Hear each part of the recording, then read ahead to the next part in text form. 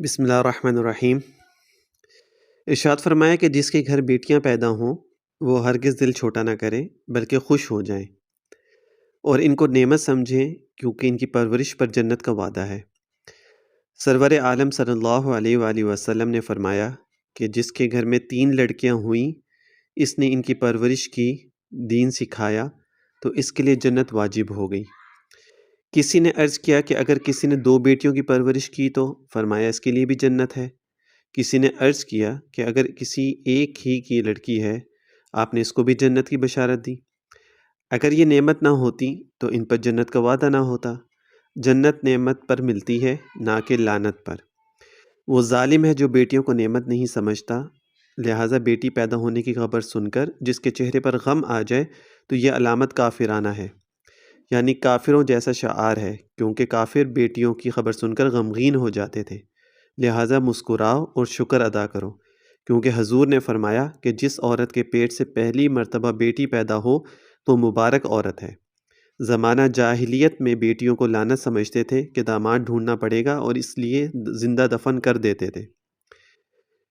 اسی کو اللہ تعالیٰ نے فرماتے ہیں وَإِذَا الْمَوْءُودَةُ سُئِلَتْ بِأَيِّ ذَنبٍ قُتِلَتْ، جب زندہ دفن کی جانے والی سے پوچھا جائے گا کہ تجھے کس جرم میں قتل کیا گیا، انہی بیٹیوں سے تو اولیاء اللہ پیدا ہوتے ہیں۔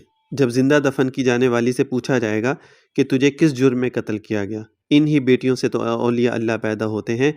مولانا جلال الدین رومی خوارزم شاہ کی بیٹی سے پیدا ہوئے۔ شاہ خوارزم کا نام بیٹے سے نہیں روشن ہوا، بیٹی کی برکت سے آج شاہ خوارزم کا نام لوگ جانتے ہیں۔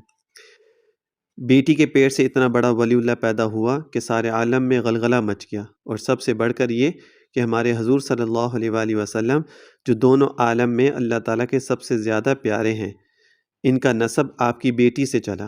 اگر نعوذ باللہ بیٹیاں مبارک نہ ہوتیں تو اللہ تعالیٰ اپنے پیارے نبی کا سلسلہ بیٹیوں سے نہ چلاتا۔ لہٰذا بیٹیوں کو ہرگز حقیر اور کم نہ سمجھو۔ بیٹیاں بیٹے داماد لاتی ہیں اور بیٹے بیٹیاں لاتے ہیں۔ بعض وقت ایسا لائق داماد مل گیا جو بیٹوں سے بھی زیادہ خدمت گزار نکلا۔ البتہ بیٹے کے لیے دعا کرنے میں کوئی حرج نہیں ہے۔ اس نیت سے بیٹا مانگو کہ یا اللہ مجھے بیٹا عطا فرما دیجئے، میں اسے حافظ و عالم بناؤں گا تاکہ وہ دین کا کام کرے، ہمارے دینی اداروں کو چلائے اور ہمارے لیے صدقہ جاریہ ہو۔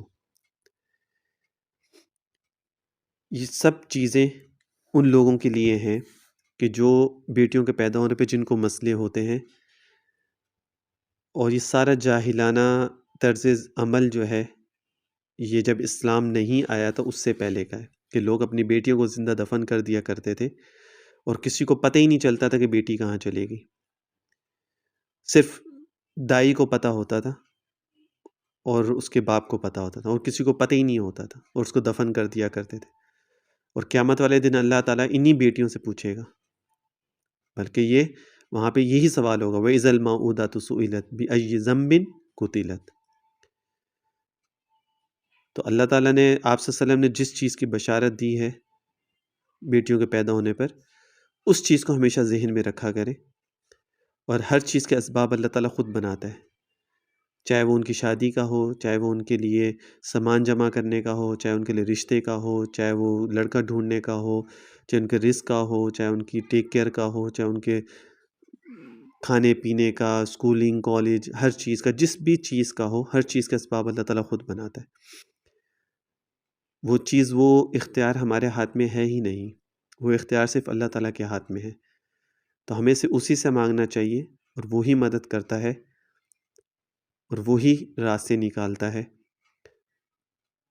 اللہ تعالیٰ سمجھ